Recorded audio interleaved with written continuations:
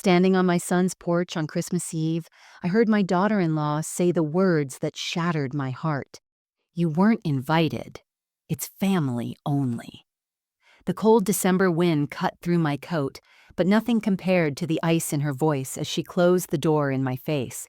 I left without a word, clutching the gift bags that suddenly felt heavier than stone. But the envelope I slipped under their tree that night would change everything. Before we start, let us know in the comments where you're watching from. Don't forget to like, share, and subscribe for more powerful stories. My name is Teresa, and at 68 years old, I thought I understood what family meant. I thought I knew where I belonged in this world, especially in the lives of those I'd given everything to build and nurture. For 40 years, I'd been the backbone of our family, though I never saw it as a burden or something that deserved recognition. It was simply who I was, what mothers do, how love manifests when it's pure and unconditional. When Michael's father died of lung cancer 15 years ago, I was working double shifts as a nurse at General Hospital, my feet swollen and back aching. But I never missed a single one of Michael's college events. Every graduation, every award ceremony, every moment that mattered to him mattered infinitely more to me. I remember the nights I'd come home at 2 a.m. from a 16-hour shift, still finding energy to pack his lunch with handwritten notes of encouragement. "You're destined for greatness, my sweet boy. Love, Mom." Medical school nearly broke us financially, but I never let Michael see the strain. I sold my mother's pearl necklace, the one she wore on her wedding day and promised would be mine to pass down. I told Michael I'd simply decided to declutter. I took extra shifts in the cardiac ward where death was common and families cried in hallways, reminding me daily how precious our time together was. Every sacrifice felt like an investment in his dreams, and when he walked across that stage to receive his medical degree, I cried tears of pure joy. My boy, my Michael, was going to save lives. Sarah came into our lives 8 years ago, all polish and sophistication from her Connecticut upbringing. I welcomed her with open arms, seeing how she made Michael's eyes light up. When they struggled with their first house down payment, I didn't hesitate to empty my savings account, $30,000 that represented 20 years of scrimping and saving. "Family helps family," I told them, refusing their promises to pay me back. "Just be happy, that's payment enough." The grandchildren, Emma and Josh, became my universe. Emma, now 10, inherited my stubborn streak and her grandfather's gentle heart. Josh, 7, has Michael's brilliant mind but thankfully got my sense of humor. I taught Emma to knit last winter, her little fingers working the needles while she told me about school drama. Josh and I built model airplanes. Every Sunday afternoon, his excitement infectious as he explained aerodynamics with the seriousness of a professor. I never asked for anything in return. Not gratitude, not recognition, certainly not repayment. Seeing Michael successful, established in his practice, living in that beautiful colonial house with the wraparound porch I helped them buy, that was enough. Watching Sarah host her book club luncheons with the china I'd given them for their wedding, seeing my grandchildren grow strong and smart and kind, these were my rewards. I live simply in my one-bedroom apartment, the same one I'd moved to after selling the family home to help with Michael's student loans. The walls held our entire history in photographs. Michael's first birthday, his high school valedictorian speech, our last Christmas all together before his father passed. My refrigerator was a gallery of Emma and Josh's artwork. My calendar marked only their activities. Soccer games, school plays, grandparents' day celebrations. That's why Sarah's words cut so deep, why standing on that porch, feeling like a stranger broke something inside me that I didn't know could still break.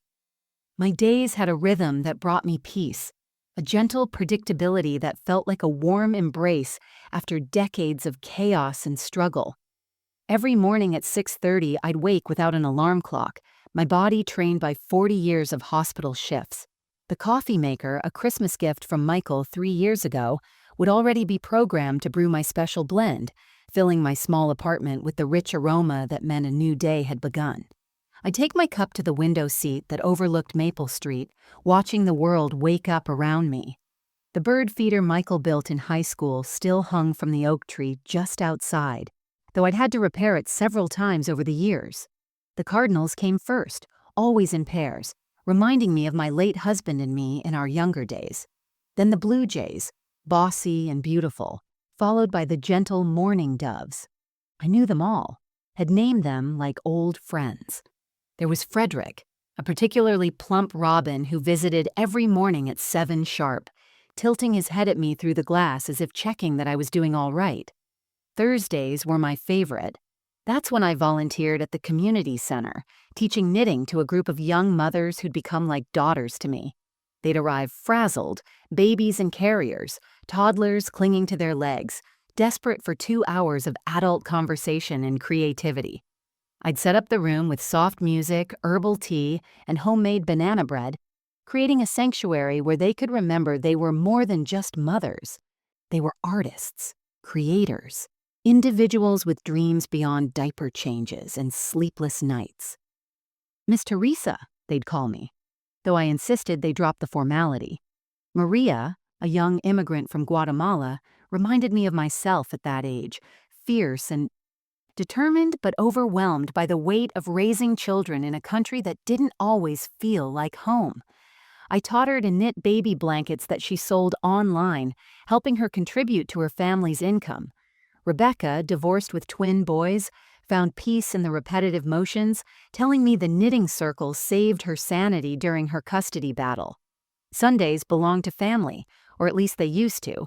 I'd wake at dawn to start my famous pot roast, the one Michael could smell from the driveway and always made him joke, "Mom, you're going to make Sarah divorce me and marry your cooking instead." The secret was browning the meat properly, then slow cooking it with rosemary from my windowsill garden and red wine I'd saved specifically for this recipe. By the time they arrived at noon, the whole apartment building smelled like home. Emma would burst through the door first, flying into my arms with stories about her week, her art projects, the boy who pulled her pigtails at recess. Josh followed, quieter, but no less affectionate, always carrying a book or a puzzle he wanted to share.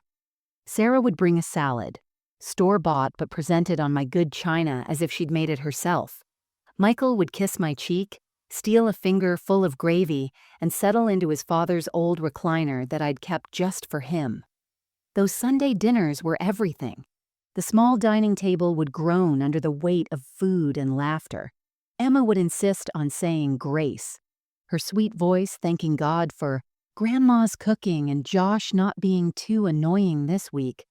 We'd linger for hours playing board games, looking through photo albums, the children performing impromptu talent shows in my living room. Sarah would even relax, her usual perfect posture softening as she laughed at Josh's magic tricks. Between these anchor points were smaller joys. Tuesday grocery shopping, where Mr. Chen at the corner market would save the best produce for me. Wednesday library visits, checking out mystery novels and new knitting patterns. Friday afternoon calls with my sister in Florida, comparing notes on our grandchildren, planning visits that somehow never materialized but kept hope alive. My refrigerator told the story of my life. Emma's drawing of our family, with me prominently placed in the center holding a mixing bowl. Josh's school photo, his gap-toothed grin identical to Michael's at that age. The calendar marked with everyone's birthdays, anniversaries, school events I never missed. A magnetic notepad where I kept my shopping list, always including Michael's favorite cookies and the specific cereal Josh loved. This was my normal, my beautiful, ordinary life. It wasn't glamorous or exciting by most standards, but it was mine, built with love and intention, each day a small gift I unwrapped with gratitude. I had no idea how quickly it would all unravel. 3 weeks before Christmas, the first crack appeared in my perfect normal, so subtle I almost missed it. Sarah called on a Tuesday instead of her usual Thursday, her voice pitched slightly higher than normal, the way it got when she was managing something unpleasant. "Teresa, I need to reschedule Sunday dinner. Michael has a medical conference." Strange, since Michael had mentioned just the previous week that he'd cleared his December schedule specifically to spend more time with family during the holidays. "Oh, that's fine, dear," I said, already reorganizing my weekend plans. "What about Saturday instead?" There was a pause, just a beat too long. "Actually, we're thinking of taking a little break from the regular dinners. You know how it is, the kids have so many activities now and we're just overwhelmed." The word overwhelmed hung in the air like a warning sign I couldn't quite read. The following week, when I called to speak with Emma about her school Christmas pageant, Sarah answered with an exhausted sigh. "Oh, Teresa, we're so busy. Michael's practice is overwhelming." There was that word again. "Emma's at her friend's house." But I could hear Emma's voice in the background asking who was on the phone. "Just someone from Daddy's work, sweetheart," Sarah said, and my heart stuttered. Just someone? I tried calling Michael directly, but his receptionist, Paula, who'd always been warm and chatty, suddenly became professionally distant. "Dr. Harrison is with patients all day. I'll let him know you called." But the callbacks stopped coming. My son, who used to phone me every morning during his commute, now sent brief texts. "Busy day. Talk soon." Soon never came.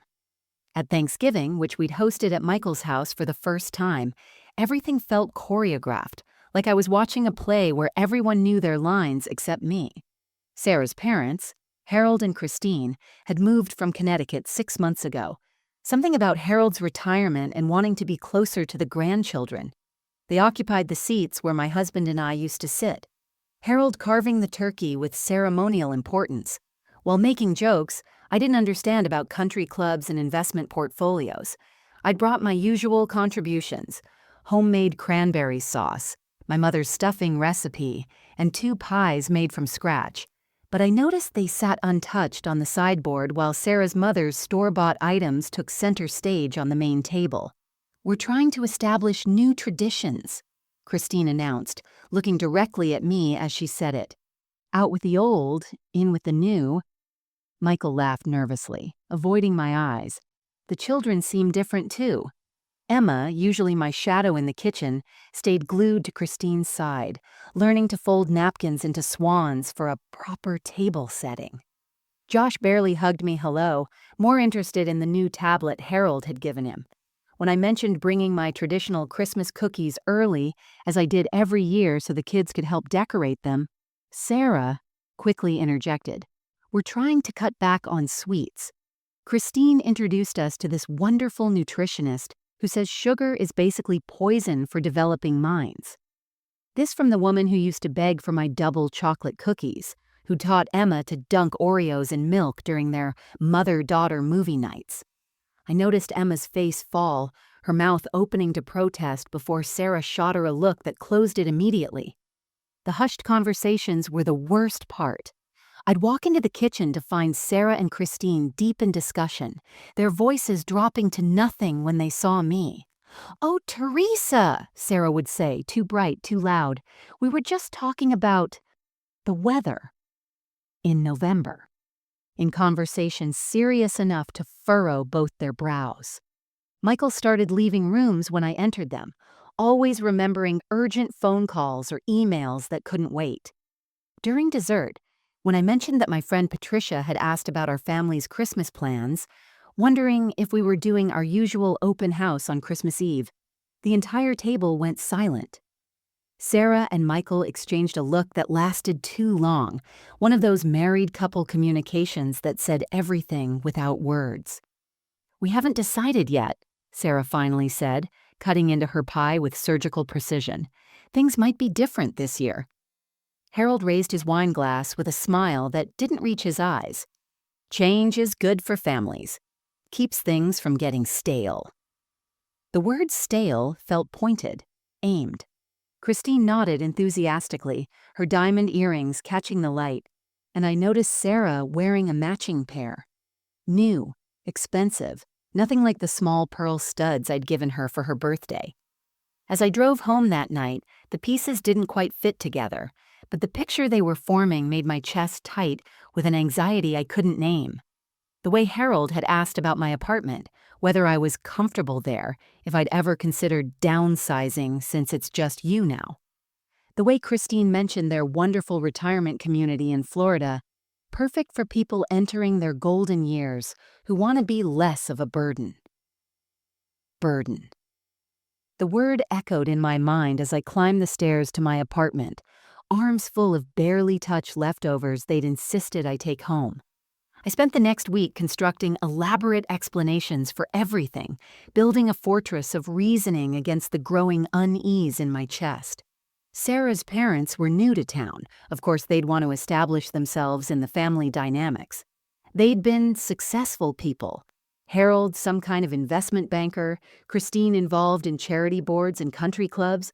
They were used to taking charge, and Sarah was naturally trying to make them feel welcome and important. What daughter-in-law wouldn't?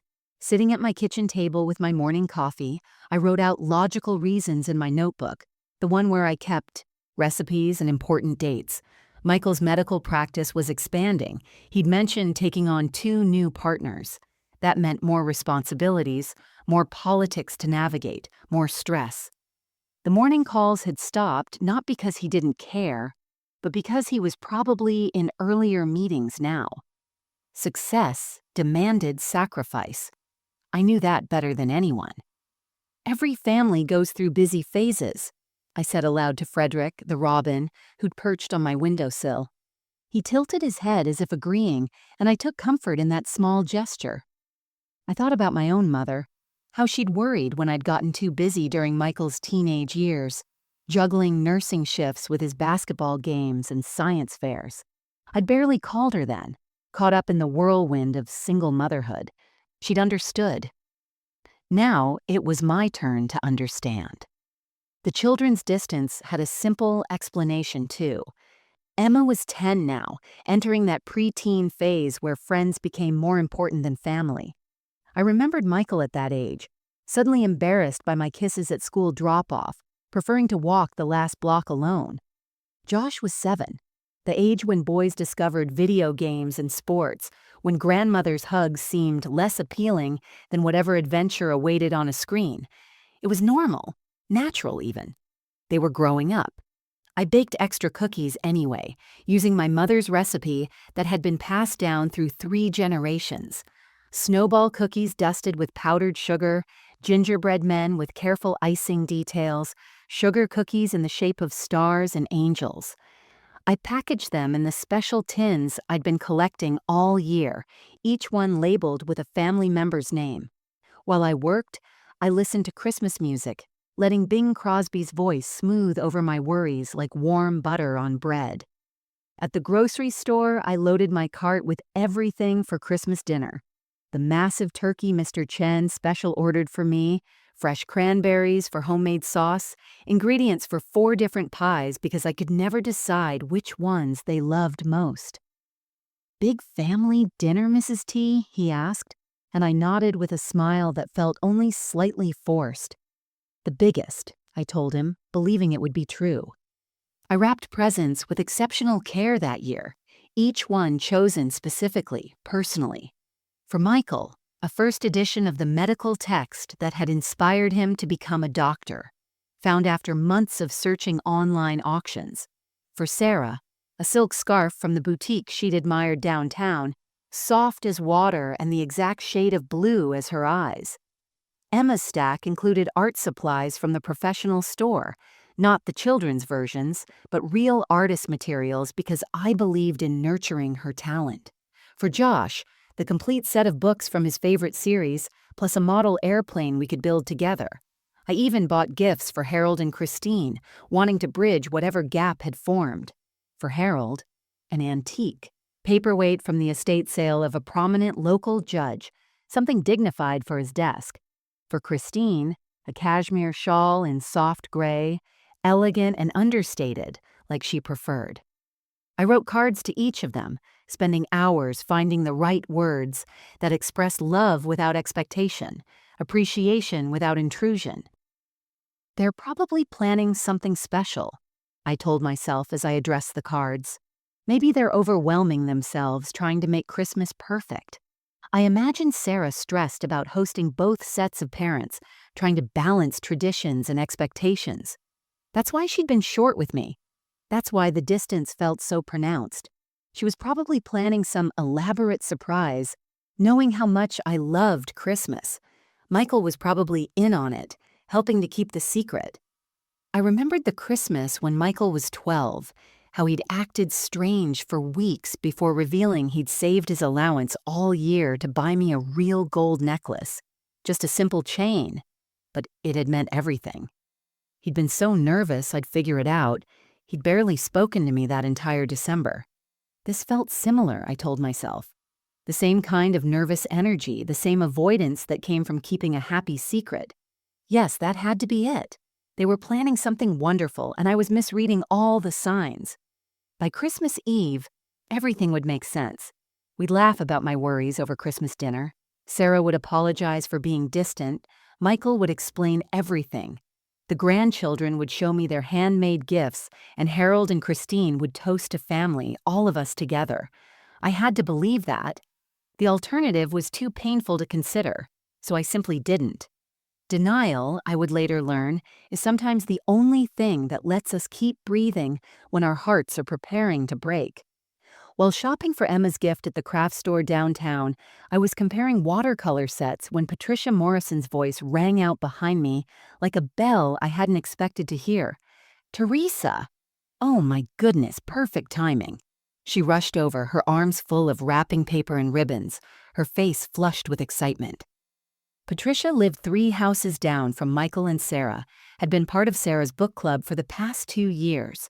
We'd always been friendly, sharing small talk at school events and neighborhood gatherings. "How exciting about the big Christmas party," she gushed, setting her items down to clasp my hands. Sarah outdid herself with those invitations. Letterpress, can you imagine? And the gold embossing?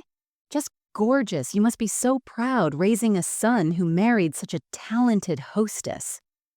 The store suddenly felt too warm, the Christmas music too loud.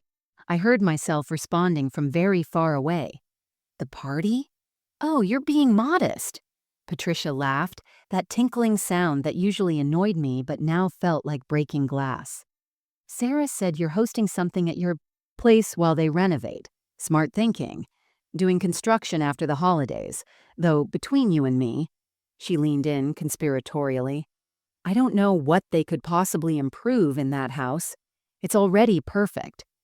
"There's no renovation," I said quietly, the words falling from my mouth before I could stop them. Patricia's face shifted, confusion replacing enthusiasm.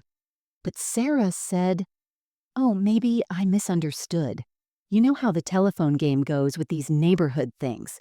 She pulled out her phone, scrolling quickly. "Here, look, isn't it beautiful?" She held the screen toward me, and there it was in digital glory, an elegant invitation, cream-colored with gold script that must have cost a fortune to design. "You're cordially invited to a Christmas Eve celebration, hosted by Dr. Michael and Sarah Harrison, 7 o'clock in the evening. Formal attire requested, cocktails and hors d'oeuvres followed by dinner. RSVP to Sarah by December 15th. My name appeared nowhere on the invitation. Not as a co-host, not as a guest of honor, not at all. 32 people confirmed so far, Patricia continued, oblivious to my world tilting off its axis. Sarah's parents are flying in their chef from Connecticut. Can you believe it? And the champagne is being specially ordered from some vineyard Harold knows. "Oh, and the children will be there for the first hour," Sarah said. "Then a babysitter is taking them upstairs. So sophisticated." I stared at the invitation, memorizing every detail. The date was December 24th, the same night we'd held our family gathering for 15 years. The same night I'd taught Michael to make eggnog from scratch. The same night his father had proposed to me 43 years ago, a detail I'd shared with Sarah when she'd asked about family traditions. "The book club is all coming," Patricia continued, her voice becoming white noise. "And Michael's partners from the practice. Sarah's yoga instructor, their financial advisor, the couple from the country club they've been playing tennis with. Oh, and the new neighbors, the ones who bought the Richardsons' place for cash. Apparently, Harold knows them from his banking days. Each name felt like another stone added to my chest. These weren't just friends and colleagues. This was a carefully curated guest list designed to establish Michael and Sarah's social position, with Harold and Christine as the senior hosts, blessing this new generation of success. And I, the woman who'd made it all possible, wasn't even a footnote. Teresa. Patricia touched my arm. Are you all right? You've gone pale. I'm fine, I managed, though the words tasted like sawdust. Just remembered something I forgot to do. The invitation is lovely. I'm sure it will be a beautiful party. Patricia's eyes widened with sudden understanding. Oh my God, you didn't know about the party. You're not... Teresa, I'm so sorry. I assumed... you're his mother, of course I thought... It's fine, I said, forcing a smile that felt like it might crack my face. There must be a misunderstanding. You know how the holidays are. So much confusion. But there was no confusion. The evidence was right there in gold embossing and letterpress perfection. My son and his wife had planned an elaborate Christmas Eve celebration, invited the entire neighborhood, their colleagues, casual acquaintances, everyone except the woman who'd given everything to make their life possible. I left my cart in the aisle, Emma's watercolor set abandoned among the other gifts that suddenly seemed pointless. Patricia called after me, but I kept walking, out into the December cold that finally matched the temperature in my chest. My hands shook as I fumbled for my car keys. 32 people, a chef from Connecticut, champagne from Special Vineyards. Formal attire requested. The evidence was undeniable now, displayed on Patricia's phone screen like a verdict. I wasn't being paranoid or oversensitive. I was being deliberately, methodically erased from my own family's life, edited out like a mistake in an otherwise perfect photograph. The question was no longer what was happening, but why? And more importantly, what was I going to do about it?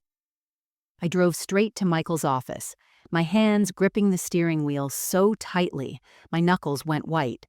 No more denial, no more excuses.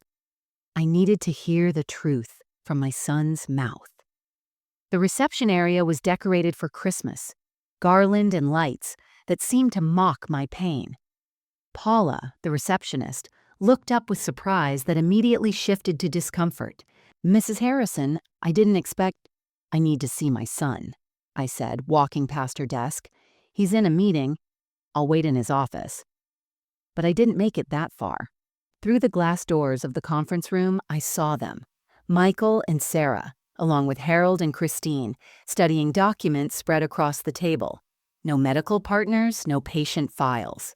Sarah spotted me first, her face cycling through surprise, annoyance, and finally, resignation. She whispered to Michael, who looked up sharply. They filed out, Michael's face already arranging itself into that expression I recognized from his teenage years, caught doing something he knew was wrong. We stood in the hallway, the 5 of us, while staff members pretended not to notice the tension crackling like electricity. "Mom, what are you doing here?"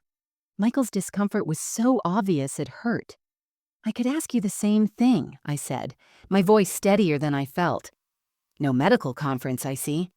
Sarah stepped forward, her chin raised, wearing earrings I suddenly recognized, with a shock that nearly brought me to my knees. My mother's diamond drops, the ones from her wedding day, the ones I'd kept in my jewelry box for Emma someday. Sarah wore them like they'd always been hers. "Teresa, we need boundaries," she said, her voice crisp and businesslike. "My parents feel uncomfortable with the differences in our backgrounds. This Christmas is about moving forward, professionally and socially." "Differences," I repeated, the word tasting bitter. Christine interjected with a smile that reminded me of a snake. "Oh, Teresa, don't take it personally. It's just that Harold's business associates expect a certain caliber of gathering. You understand, don't you? From your background." "You mean I'm too poor," I said flatly. "Too ordinary for your new life." The silence that followed confirmed everything. Harold cleared his throat, adjusting his gold watch. It's not about money, per se. It's about connections, conversations, shared experiences. You'd feel out of place discussing investment portfolios and European travel. European travel, I repeated, thinking of my mother's dying wish to see Paris, the money I'd given Michael instead. Yes, I suppose I would. Michael finally found his voice, but he addressed his shoes rather than me. It's just one Christmas, Mom. Sarah's father is introducing me to the hospital board. The chief of surgery position is opening next year. This could change everything for us. Everything, I echoed. Tell me, Michael, when you say us, who exactly do you mean? Because I thought us meant family, all of us. Sarah's laugh was sharp, brittle. Family? Teresa, family doesn't mean clinging to the past. Michael has opportunities now that he never would have had staying in your orbit. We're building something important. With my money, I said quietly. In the house I helped you buy. Wearing my mother's earrings that disappeared from my jewelry box last month when you came to help me organize. Sarah's hand flew to the earrings, but she didn't deny it. You said family helps family. Those were your words. Family doesn't steal from family, I shot back. Family doesn't erase family. Michael finally looked at me, and in his eyes I saw something that destroyed me more than anger would have. I saw indifference. My baby boy, the child I'd walked the floors with during ear infections, the teenager I'd taught to drive in the hospital parking lot, the young man I'd cried with when his father died, looked at me like I was a problem to be managed. Mom, you're being dramatic. No one's erasing anyone. We just need some space to establish ourselves. Sarah's parents have connections that could set up Emma and Josh for life. The right schools, the right internships, the right marriages eventually. Don't you want that for your grandchildren? I want them to know what love looks like, I said. Real love. Not this transactional arrangement you're calling family. Harold stepped forward, his voice patronizing. Teresa, you've done admirably with what you had. No one's dismissing your contributions, but it's time to pass the torch, gracefully. We'll make sure you're comfortable. Perhaps that retirement community in Florida I mentioned? Get out of my way, I said, my voice low and dangerous in a way I didn't know I was capable of. They parted like the Red Sea, and I walked through them, my head high despite my shattering heart. Behind me, I heard Sarah say, "Well, that went better than expected." And Michael, my son, my life's work, responded, "She'll come around, and if she doesn't—" He didn't finish the sentence, but he didn't need to. The betrayal was complete, naked, and undeniable. It wasn't misunderstanding or stress or busy schedules. It was a deliberate choice to trade me for a better model, to upgrade from the mother who'd given everything for parents who could give more. The earrings were just a symbol. They'd already stolen something far more precious, my place in my own family's life. That evening, I sat in my apartment staring at the documents scattered across my coffee table, my hands trembling as Janet Hoffman, my lawyer friend from the community center, explained what she'd discovered.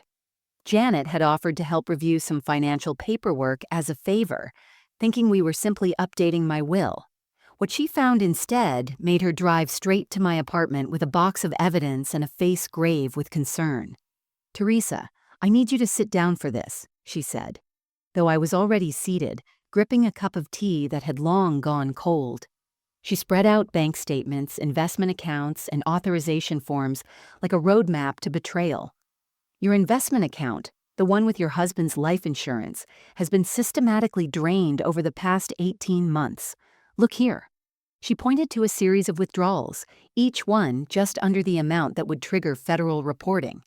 Someone who understood banking regulations did this. These signatures purporting to be yours, they're forgeries. I stared at my name written in someone else's hand, authorizing the theft of my husband's legacy. $200,000 meant for Emma and Josh's college funds, slowly siphoned away in increments designed to avoid detection. But how? That account requires my presence for withdrawals over $10,000. Janet pulled out another document. 3 months ago, someone added Michael as a co-signer, claiming you were showing signs of dementia and needed help managing your finances. The paperwork includes a letter from a Dr. Richard Brennan stating you've been exhibiting memory loss and confusion. I've never seen any Dr. Brennan in my life, I whispered. Because he doesn't exist, Janet said. At least not in this state. The medical license number belongs to a dermatologist in California who died 5 years ago. But it gets worse, Teresa. Much worse. She pulled out property records for my apartment. Did you know there's a lien against your apartment? $40,000 borrowed against the equity, supposedly for medical expenses. The signature is another forgery, but whoever did this knew exactly what they were doing. They used a sketchy online lender, the kind that doesn't verify thoroughly if the paperwork looks right. My mind reeled. The apartment was all I had left, my only security. Sarah's parents, I said suddenly. Harold was a banker. He'd know exactly how to do this. Janet nodded grimly. I thought the same thing. So I did some digging on Harold and Christine Mitchell. She pulled out printed pages from her research. Harold was forced into early retirement from Connecticut Mutual Bank 2 years ago. The official story was downsizing, but my contacts say it was a quiet resignation to avoid prosecution. He'd been running a scheme targeting elderly clients, moving their money into high-risk investments that benefited him through hidden commissions. But Sarah said they were wealthy. The country club, the Connecticut estate. All lies. They're broke, Teresa. Completely underwater. They sold their Connecticut house in a short sale, barely avoiding foreclosure. They've been living off credit cards and borrowed money for months. Moving here wasn't retirement. It was running from creditors and a potential FBI investigation. The pieces clicked together with horrible clarity. So they needed money, and Michael and Sarah were either willing participants or useful idiots, Janet finished. The $30,000 you gave them for the house down payment? It never went to the mortgage. I checked the property records. Michael and Sarah's mortgage is for the full purchase price. That money went straight to Harold's debts. But the Christmas party, the champagne, the chef from Connecticut? Janet laughed bitterly. More smoke and mirrors. My guess, they're using the last of your money to throw this party, trying to establish themselves here before anyone discovers the truth. The hospital board introduction Michael mentioned. I called my friend at the hospital. There's no chief of surgery position opening, but there is a new investment opportunity Harold's been shopping around to doctors, promising massive returns. He's running the same scam here. I stood up, pacing to the window where Frederick the Robin sometimes perched. The street below looked normal, peaceful, like my world hadn't just revealed itself as an elaborate con. There's more, Janet said softly. I found emails in the public records from a lawsuit. Sarah and her parents are trying to have you declared incompetent. They've been documenting incidents for months. Every time you forgot someone's name, any confusion about dates, normal things for anyone, but especially someone under stress. They're building a case to take power of attorney. They want everything, I said, understanding flooding through me. Not just my money, but my autonomy. They want to lock me away in some home while they pillage whatever's left. The retirement community in Florida Harold mentioned? Janet pulled up a web page. It's a facility for memory care patients. Minimum 5-year contract paid up front. Guess whose name is on the ownership documents? Harold's? His brother-in-law. They'd be paying themselves with your money to warehouse you while they take everything. I sank back onto the couch, overwhelmed by the scope of the deception. This wasn't just my son choosing his in-laws over me. This was a coordinated, premeditated conspiracy to destroy me financially and personally, to erase me, not just from Christmas dinner, but from existence as an autonomous human being. We can stop them, Janet said firmly. We have evidence of fraud, elder abuse, conspiracy. But Teresa, we need to act fast. That Christmas party. I think it's more than just social climbing. I think they're planning something that night. Some final move to finish what they've started. I thought about the envelope I'd been preparing, originally just a heartfelt letter and some family photos for the grandchildren. Now it would need to contain something very different. Evidence of crimes that would destroy the criminals but save two innocent children from growing up thinking this was what family meant. Alone in my apartment after Janet left, the weight of everything crashed down on me like a building collapsing in slow motion. I stood in my living room, surrounded by the photographs that documented a lifetime of love, and felt something inside me break with an almost audible snap. My legs gave out, and I sank to the floor, my back against the couch where Michael used to lay his head in my lap while I stroked his hair and told him everything would be okay. The photo albums were everywhere, spread across the coffee table from where Janet and I had been looking for evidence of happier times, proof that this family had once been real. I reached for the nearest one, labeled Michael's first years in my careful handwriting. There he was, minutes old, his tiny face scrunched in red, his fist wrapped around my finger. I remembered promising him then, whispering to this small stranger who'd just ripped his way into the world and my heart, "I'll take care of you, my sweet boy, always, no matter what." Page after page of broken promises. His first steps taken in the kitchen of our old house, while his father cheered and I cried with joy. His little hand in mine at his father's funeral, looking up at me with those enormous brown eyes saying, "Don't worry, Mommy, I'll take care of you now." He was only 15, his voice cracking with puberty and grief, but so determined to be the man of the house. I crawled to the bookshelf, pulling down more albums, needing to see it all to understand where I'd gone wrong. Here was Michael at his high school graduation, valedictorian, his smile bright with possibility. I'd worked 3 straight shifts to afford the laptop he needed for college. Had been so tired I'd almost fainted during his speech. But I'd stayed upright through sheer will because this was my boy's moment, and I wouldn't miss a second. The tears came then. Violent sobs that shook my entire body. I pressed my face into a pillow to muffle the sound, not wanting my neighbors to hear this naked grief. But the pillow smelled like Emma's strawberry shampoo from the last time she'd napped here, and that made it worse. Emma, my granddaughter, who they were teaching to see me as an embarrassment. Josh, my sweet boy who looked just like Michael had at that age, who they'd probably tell I was sick, confused, better off forgotten.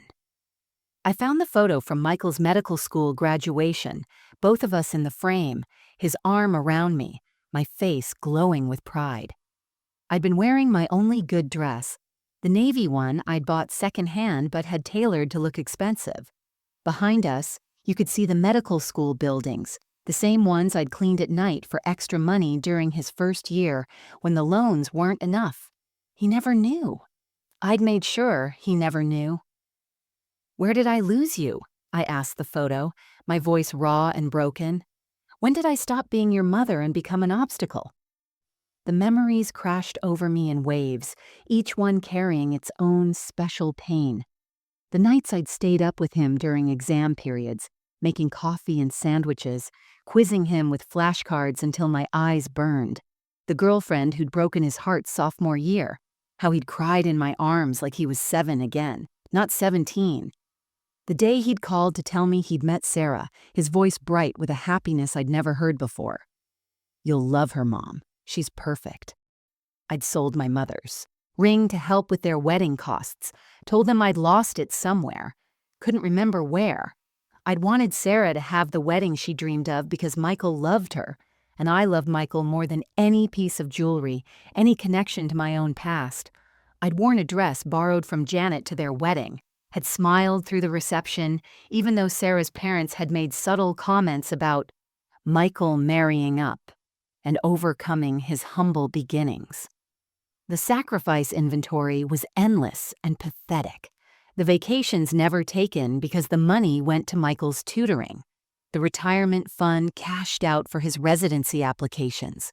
The nights I'd gone to bed hungry, so there'd be leftovers for his lunch the next day.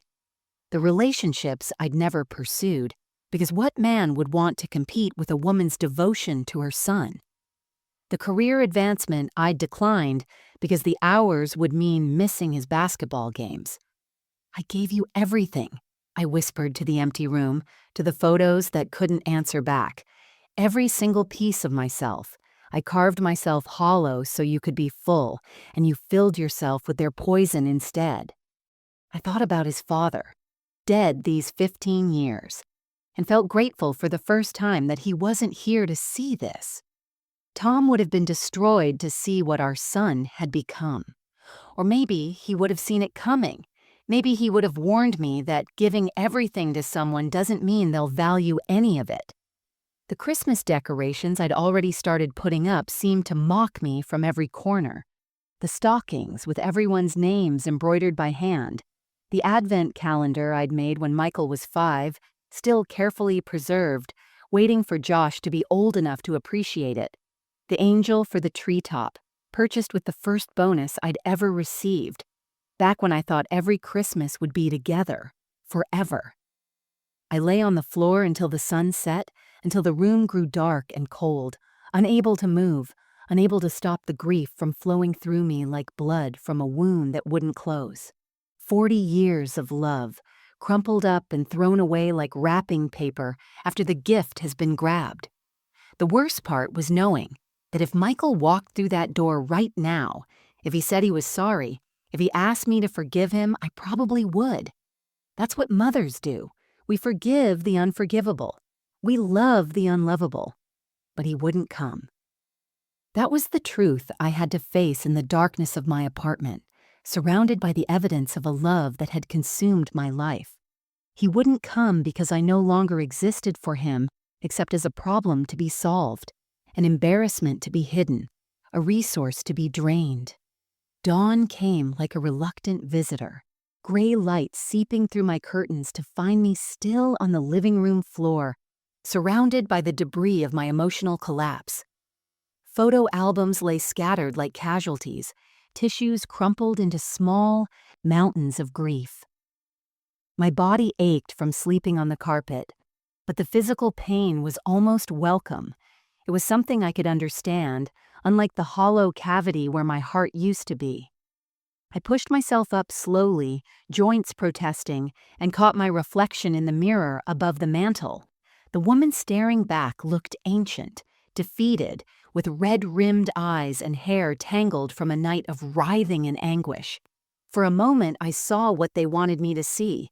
A pathetic old woman, useless, disposable, already halfway to disappearing. But then, somewhere beneath the wreckage, something stirred. Maybe it was the way the morning light caught my eyes. My mother's eyes. The eyes of a woman who'd crossed an ocean with nothing but hope and determination. Or maybe it was Tom's voice, echoing from memory. "Teresa, you're the strongest person I know. You just forget sometimes." I stood straighter, studying this stranger in the mirror. "They want to erase me," I said aloud, my voice hoarse but growing stronger with each word. "But I'm not invisible, not yet." The coffee maker still held yesterday's cold brew. I dumped it, started fresh, the routine movements grounding me. While it perked, I walked to the window where Frederick the robin sat on his usual branch, head cocked with what seemed like concern. "I'm okay, friend," I told him, managing a small smile. "Or I will be." I thought of Emma and Josh, innocent in this adult corruption. What were they learning from their parents' example? That love was transactional, that family was disposable, that cruelty wrapped in politeness was acceptable? They deserved better than parents who would destroy their grandmother for money. They deserved to know that integrity meant something, that love wasn't supposed to come with price tags and conditions. My mother's photograph sat on the kitchen windowsill, taken the day she received her citizenship. Her face glowed with fierce pride, holding that certificate like it was worth more than gold, which to her it was. She'd worked in factories, cleaned houses, taken in sewing, never complaining, never stopping. In America, she used to say, we don't bow to bullies. We stand up, we fight back, not with fists, but with truth. "You're right, Mama. I whispered to her image, "It's time to stop crying and start fighting." I showered, washing away the salt of dried tears and the stench of despair. I chose my clothes carefully. The burgundy sweater Michael had given me 3 Christmases ago, back when I was still worth remembering, paired with black slacks that made me look put together, respectable. They wanted to paint me as confused, incompetent. I'd show them clarity. At my kitchen table, I opened a fresh notebook and began writing with the methodical precision I'd learned from 40 years of nursing charts. Facts, not feelings. Evidence, not emotions. On one page, I listed everything they'd taken: money, jewelry, dignity, family. On the opposite page, I wrote what I still had: Janet's legal expertise, documented proof of their crimes, my reputation in the community, and most importantly, the truth. They thought I was weak because I was kind. They thought I was stupid because I was generous. They mistook my love for vulnerability, my sacrifice for servility. But I'd survived my husband's death, raised a child alone, worked countless brutal shifts while maintaining a home. I'd been tired before, heartbroken before, betrayed before, though never quite like this. And I'd survived it all. "No more," I said to the empty kitchen, but it felt like a vow, a promise to myself and to the woman my mother raised me to be. No more being the victim in their story. I thought about their plan, so carefully orchestrated: the Christmas party where they'd solidify their social position using my money, the memory care facility where they planned to warehouse me, the systematic theft disguised as family concern. They'd counted on my isolation, my shame, my tendency to suffer in silence rather than make a scene. But they'd made one crucial mistake. They'd left me with nothing more to lose. And a woman with nothing to lose is dangerous in ways they couldn't imagine. I wouldn't scream or rage or beg. I wouldn't give them the breakdown they could point to as evidence of my instability. No, I'd be smarter than that. I'd use their own weapons against them: documentation, legal procedures, social expectations. The sun climbed higher, warming my kitchen, and I felt something I hadn't experienced in weeks: purpose. Not revenge, exactly, though there was certainly an element of wanting justice. This was about something bigger. This was about refusing to be erased, refusing to let them rewrite history with me as the villain or, worse, as nothing at all. I picked up my phone and scrolled to Janet's number, then hesitated. Once I made this call, once I set this in motion, there would be no going back. No chance of reconciliation, no possibility of pretending this nightmare away. But then I thought of Michael's indifferent eyes, Sarah's stolen earrings, Harold's patronizing smile, Christine's calculated cruelty. "Janet?" I said when she answered. "It's Teresa. I'm ready to fight back." "Good," she replied, and I could hear the smile in her voice. "I was hoping you'd say that. How do you feel about serving justice for Christmas?" For the first time in weeks, I laughed, not with humor, but with something sharper, cleaner. I think it's exactly what they deserve.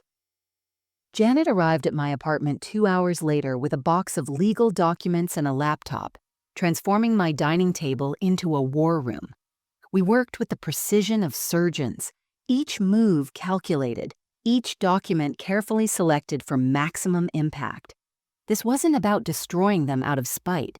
It was about protecting what was left and ensuring justice found its way to their doorstep. "First, we freeze the accounts," Janet said, her fingers flying across the keyboard. "I've already prepared the emergency injunctions. The moment the banks open Monday, they won't be able to touch another penny." She showed me the screen, legal documents ready to file. "The evidence of forgery is clear enough that any judge will grant an immediate freeze." I nodded, watching her work while I organized my own contribution. My friend Robert, the private investigator from the hospital, he owes me several favors. His daughter had leukemia 5 years ago, and I stayed with her during treatments when he had to work. I'd already called him, and he'd uncovered more than I'd expected.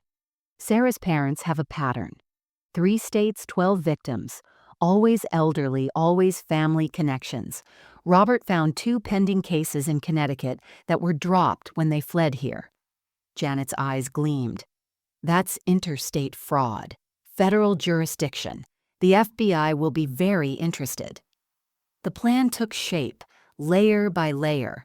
We called Patricia Morrison, who was horrified by what she'd inadvertently revealed and eager to help. "I'll make sure everyone at the party knows what kind of people they really are," she promised. But I had something better in mind than gossip. "No," I said. "Let them have their party. Let them think they've won." The masterpiece was the envelope itself. Not just papers thrown together in anger, but a carefully curated package that would dismantle their scheme piece by piece.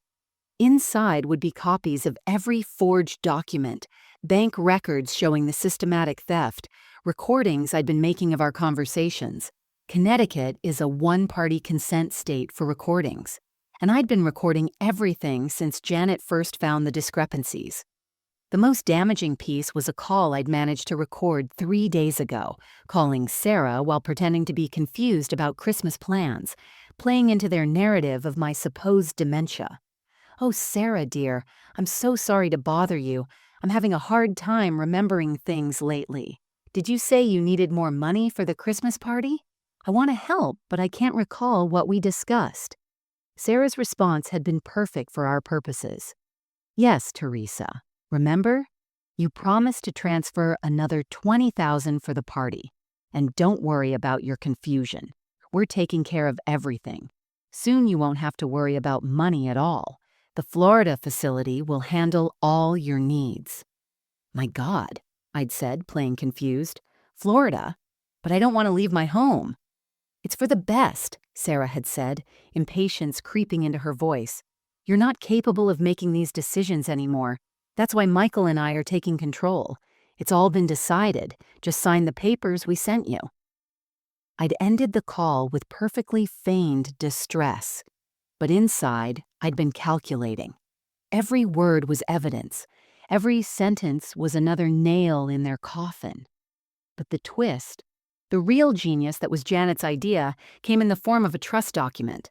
2 weeks ago, before they'd started their final push, I'd legally transferred the deed to my apartment into an irrevocable trust for Emma and Josh, with Janet as trustee until they turned 25. The house they thought they'd steal was already gone, protected for the only truly innocent parties in this tragedy. "They'll contest it," Janet warned, "claim you weren't competent." "Let them try," I said, showing her the neurological evaluation I'd gotten from Dr. Martinez at the hospital. "Full cognitive assessment performed 3 days ago, perfect scores across all measurements, video recorded, witnessed by 3 medical professionals." We prepared everything meticulously. The FBI contact Robert had provided, the detective from Elder Affairs who specialized in financial exploitation, the reporter from the Gazette who'd won awards for exposing elder abuse. Each would receive their own package the day after Christmas, ensuring that even if Michael and Sarah tried to suppress one avenue, others would bloom like poisonous flowers. The envelope for Under the Tree would be different, personal. Along with the evidence, I'd include 3 things. Michael's father's wedding ring with a note saying it belonged to someone worthy of its promise. A photo of Michael at 5 years old, holding a handmade card that said, "I love you, Mom, more than all the stars." And a letter to Emma and Josh to be read when they were older, telling them that their grandmother loved them no matter what they might hear, that sometimes adults make terrible choices, but children shouldn't carry that burden. "What about the money they've already stolen?" I asked. Janet smiled, a sharp expression I'd never seen from her before. "That's where it gets interesting. Because Harold made one mistake in his paperwork. He listed the fund transfers as gifts from you to avoid certain tax implications. But gifts over $15,000 require specific tax forms he never filed. The IRS is going to be very interested in Mr. Mitchell's creative accounting." As we worked through the afternoon, I felt something shifting inside me.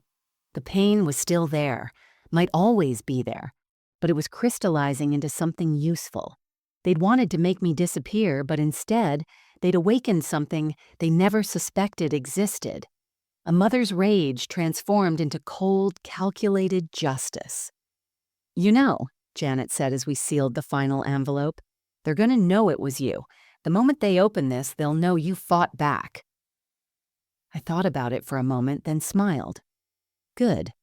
Let them know that the weak old woman they tried to erase had enough strength left for one last gift.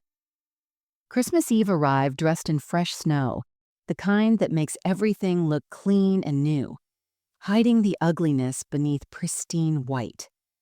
I sat in my car at the end of Michael's Street at 6:45 p.m., watching the procession of guests arriving for the party I should have been co-hosting. My breath fogged the windshield as I observed each arrival, recognizing faces from the neighborhood, from Michael's practice, from Sarah's carefully cultivated social circle.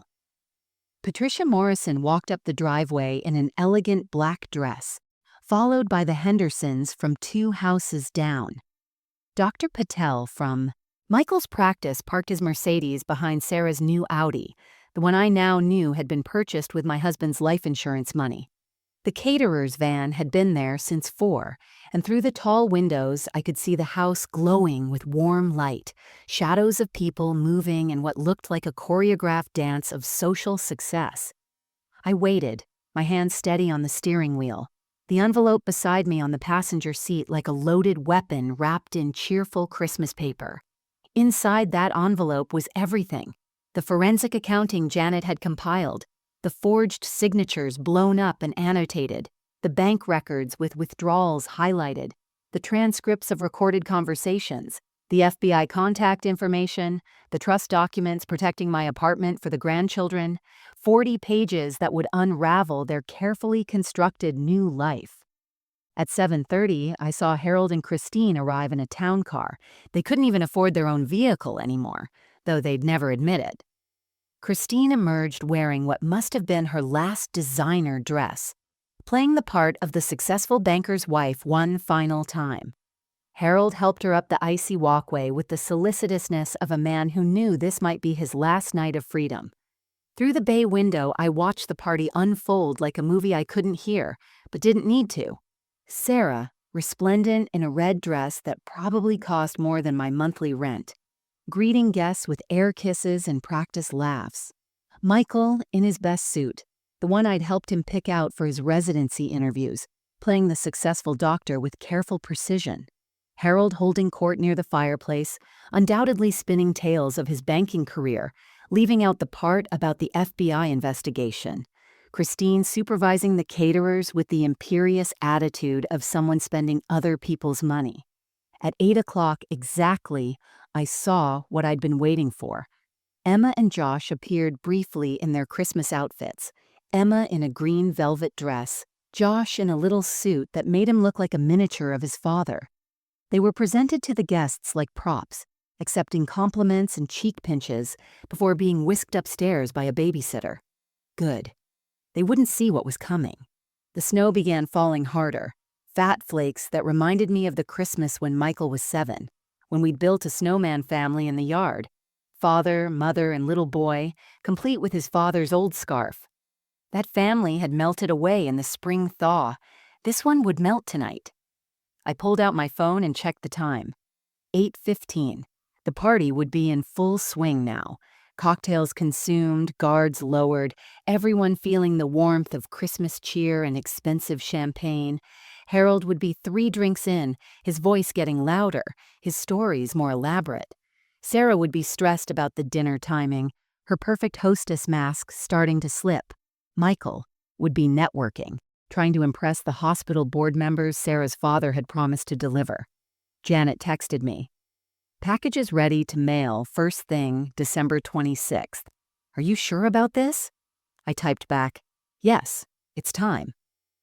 Robert, the private investigator, sent his own message. "Connecticut State Police very interested in my findings. They'll wait for your signal." Even Patricia had checked in earlier. "I feel terrible being at this party knowing what they did to you. Say the word and I'll tell everyone right now." But I didn't want a scene at the party. That would make me the villain, the crazy mother-in-law ruining Christmas. No, I wanted them to have their perfect night, to go to sleep satisfied that they'd won, that their plan had worked flawlessly. The morning would bring the reckoning. I started the car, driving slowly past the house one final time. Through the window, I caught a glimpse of the Christmas tree, 12 feet tall and professionally decorated. Nothing like the small trees Michael and I used to decorate with handmade ornaments and popcorn strings.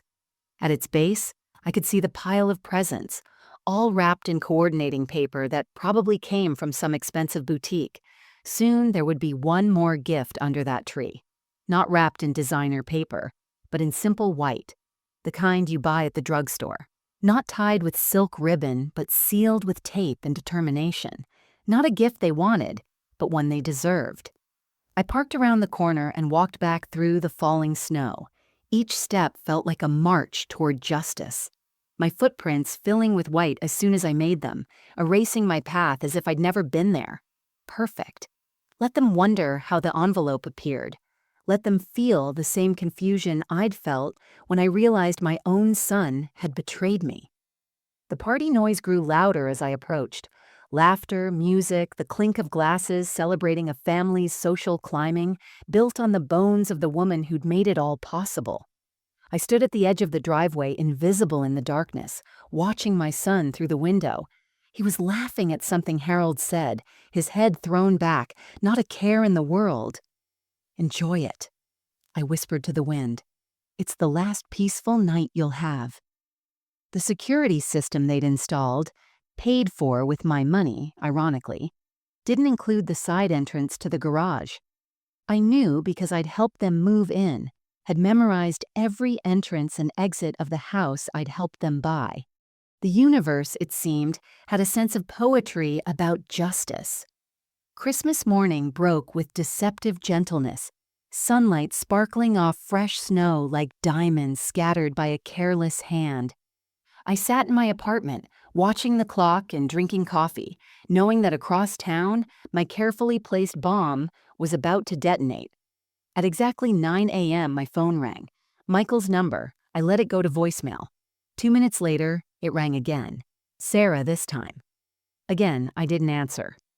By 9:15, the calls were coming in rapid succession. I turned my phone off entirely and opened my laptop to watch the destruction unfold through Patricia Morrison's live social media updates.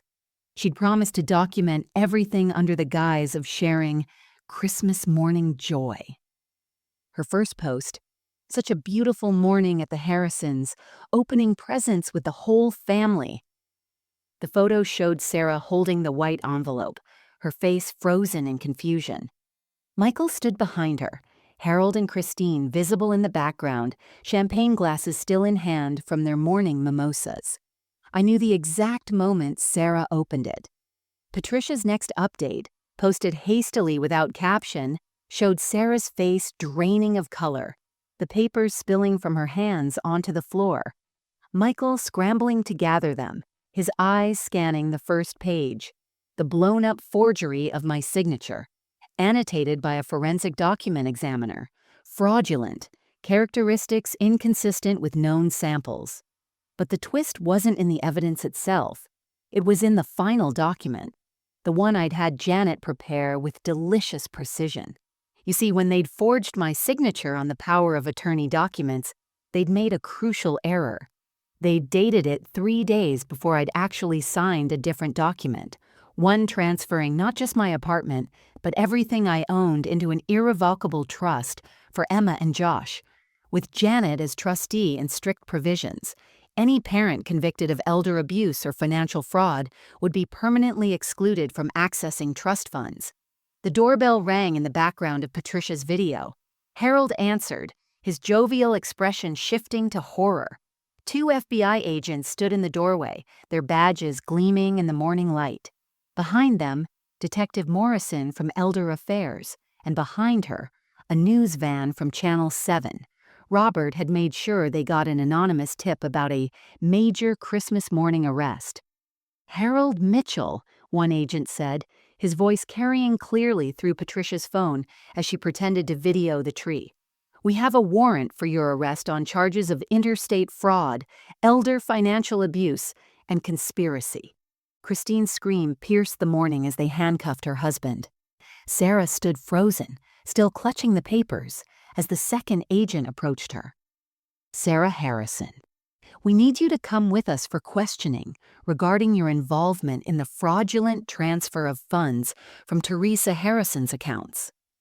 Michael finally found his voice. "This is a mistake.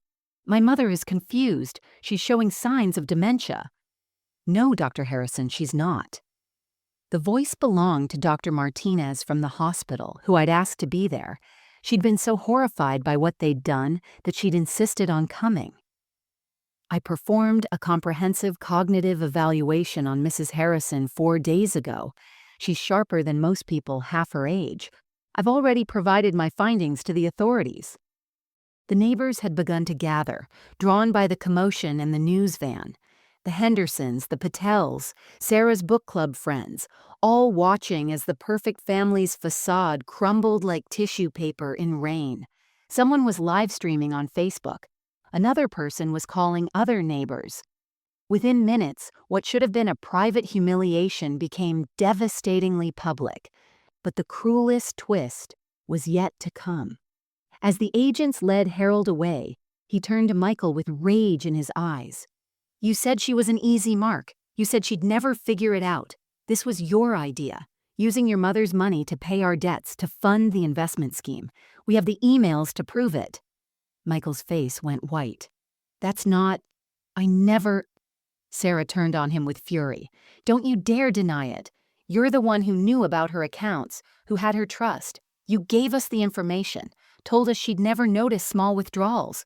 You said she was getting old anyway, that the money would be ours eventually." They turned on each other like rabid dogs, each trying to shift blame, their carefully constructed partnership dissolving in mutual accusations. The FBI agents took notes, the news camera rolled, and the neighbors watched in stunned silence as the Harrison family empire collapsed in real time. Patricia's phone caught Christine's desperate attempt to flee, only to be stopped by Detective Morrison. "Mrs. Mitchell, we found the victims from Connecticut. They're very eager to testify about your role in stealing their retirement funds." As they led Sarah away, she spotted Patricia's phone and realized she was being recorded. Her carefully composed mask finally shattered completely. "This is all that old bitch's fault. She ruined everything. We gave her grandchildren. We let her visit. What more did she want? Perhaps not to be robbed and discarded," Patricia said loudly, ensuring the camera caught every word. The last image in Patricia's feed was of Michael, standing alone in his doorway, still in his Christmas pajamas, watching his wife, his in-laws, and his future disappear into police cars. The neighbors dispersed quickly, not meeting his eyes. The news van pulled away to file their exclusive story. And there, on the porch, forgotten in the chaos, lay the rest of the Christmas presents, abandoned and meaningless, covered already with a fresh dusting of snow. My phone, when I finally turned it back on, had 47 missed calls and one text from Michael. "How could you do this to your own family?" I typed back one word: exactly. The legal consequences unfolded with the methodical precision of dominoes falling in sequence. Within 3 weeks, Harold Mitchell was facing 17 federal charges, including wire fraud, conspiracy, and money laundering across state lines. The FBI had connected him to 12 elderly victims in Connecticut, 2 in Rhode Island, and now me in Massachusetts. His bail was set at $2 million, money he didn't have and couldn't steal anymore. He sat in federal detention, his carefully maintained banker's facade crumbling into the desperate grimace of a cornered conman. Christine Mitchell plea bargained quickly, turning state's evidence against her husband in exchange for a reduced sentence. She provided investigators with detailed records Harold thought he'd destroyed, revealing the full scope of their decades-long pattern of elder abuse. Her testimony was damning, but it was her recorded confession about their plan to have me institutionalize that sealed multiple fates. She received 3 years in minimum security and would serve at least 18 months. Sarah's situation proved more complex. Her lawyer argued she'd been manipulated by her parents, but the prosecutors had her voice on my recordings, clearly orchestrating the theft. The forged signatures on the power of attorney documents were in her handwriting. She'd personally stolen my mother's jewelry while helping me organize. The judge was unsympathetic. "Mrs. Harrison," he said at sentencing, "you didn't just steal money. You attempted to steal a woman's autonomy, her dignity, her remaining years of freedom. That is unforgivable." 2 years in state prison, followed by 5 years of probation and mandatory restitution. Michael's medical license was suspended pending investigation. The hospital board, the same one Harold had promised to introduce him to, voted unanimously to terminate his position. The publicity had been devastating. The Channel 7 exclusive ran for 3 consecutive nights, featuring interviews with Harold's previous victims. The medical community couldn't distance themselves fast enough from a doctor who'd participated in defrauding his own mother. He tried to fight the trust I'd set up for Emma and Josh, claiming I wasn't competent when I'd created it. But Janet had been thorough. 3 witnesses, a notary, video recording of the signing, and Dr. Martinez's evaluation. The judge not only upheld the trust, but expanded its powers, noting that parents convicted of elder abuse had forfeited any claim to their children's inheritance. The irony wasn't lost on anyone. In trying to steal my modest savings, they'd lost access to funds that would have eventually been theirs anyway. The divorce came next. Sarah filed from prison, trying to protect what few assets remained from Michael's mounting legal bills. Michael counterfiled, each blaming the other for the scheme's genesis. Their court documents read like a soap opera of mutual destruction, each revelation more damaging than the last. The house, my down payment long since spent on Harold's debts, went into foreclosure within 4 months. Child Protective Services investigated, and while they found no direct abuse of the children, the criminal convictions triggered a custody review. I petitioned for guardianship, armed with letters from teachers, neighbors, and coaches who'd witnessed my dedication to Emma and Josh over the years. Patricia Morrison testified on my behalf, as did 6 members of Sarah's former book club, all appalled by what they'd learned. The custody hearing was the hardest part. Emma and Josh looked so small in that courtroom, confused and frightened by their world's complete inversion. The judge spoke to them privately in chambers, and when they emerged, Emma was crying. She ran to me, not her parents, burying her face in my sweater. "Grandma, I want to go home with you." Michael's face when he heard those words. That was when I saw my son again, the real one, beneath all the greed and ambition. He crumbled, shoulders shaking with silent sobs. But it was too late for tears to wash away what he'd done. I was granted full custody. Michael received supervised visitation, 2 hours every Sunday at a court-appointed facility. Sarah's visitation would begin after her release. I sold my apartment, the one they'd tried to steal, and used the proceeds plus the recovered funds to buy a modest 3-bedroom house with a yard for the children. Nothing fancy, but it had a good school district and neighbors who didn't know our story. The first night in the new house, Josh asked me, "Grandma, why did Mom and Dad try to hurt you?" I gathered both children close, choosing my words carefully. Sometimes adults make very bad choices when they forget what's really important. They forgot that family means love, not money. Emma, wise beyond her 10 years, added quietly, "They forgot that you loved them." "No, sweetheart," I corrected gently. "I never stopped loving them, and I never will. Love doesn't end, even when people disappoint us. But love also means protecting you both from harm, even when that harm comes from people who should protect you." We planted a garden that spring, the 3 of us. Tomatoes for Josh, who loved them fresh from the vine, sunflowers for Emma, who wanted to paint them, and roses for me, thorny but beautiful, requiring careful tending, but worth the effort. As we worked the soil together, I thought about second chances, not for the family we'd lost, but for the one we were building from the ashes.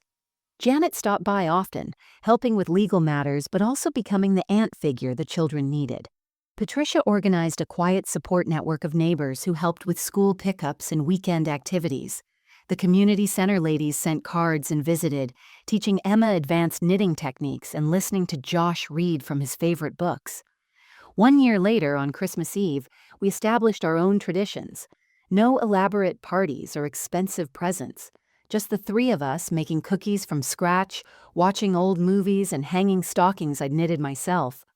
When Emma asked if we could visit her parents on Christmas, I said yes. Family was still family, even when it was broken. That night, after the children were asleep, I stood by the window watching snow fall, just as it had the year before. But this time, I wasn't outside looking in. I was home, warm, surrounded not by things that could be stolen, but by love that had been tested and survived. 3. Christmases have passed since that night I stood on Michael's porch, exiled from my own family. The children have grown. Emma's now 13, her art-winning state competitions, her spirit unbroken despite everything she's witnessed. Josh, at 10, reads at a high school level and wants to become a judge because, as he says, someone needs to make sure bad people can't hurt good people. They visit their parents regularly now, Michael in his small apartment where he works as a medical consultant, unable to practice but trying to rebuild, and Sarah released early for good behavior, living with a cousin and working at a nonprofit that, ironically, helps elderly victims of fraud. Last week, Michael sent me a letter, a real one, handwritten, not through lawyers. He wrote about that Christmas morning, how opening the envelope felt like watching his life's truth revealed in a mirror he'd been avoiding. He said the money had never been the real crime. It was watching his children run to me instead of him in that courtroom, knowing he'd traded their respect for fool's gold. He asked not for forgiveness, he knew better than that, but for the chance to show his children he could be better. I saved the letter in the same box where I keep his childhood drawings, because mothers never stop hoping, even when hope requires more faith than logic. Sometimes I wake at night, wondering if I could have handled it differently. Should I have confronted them sooner before it escalated? Should I have fought privately instead of allowing such public destruction? But then I remember the retirement home in Florida where they planned to lock me away, the systematic theft disguised as family concern, the conspiracy that would have left me erased and the children raised to believe cruelty was kindness if it came wrapped in wealth. That Christmas envelope wasn't just about revenge or even justice. It was about truth, the kind that burns through lies like fire through paper. Sometimes a family needs to shatter completely before it can begin to heal in healthier patterns. The children learned that actions have consequences, that integrity matters more than image, that love isn't measured in dollars but in devotion that doesn't calculate returns. The deepest betrayals come not from enemies, but from those we love most, those we've given everything to without keeping receipts. Family isn't about blood or legal bonds.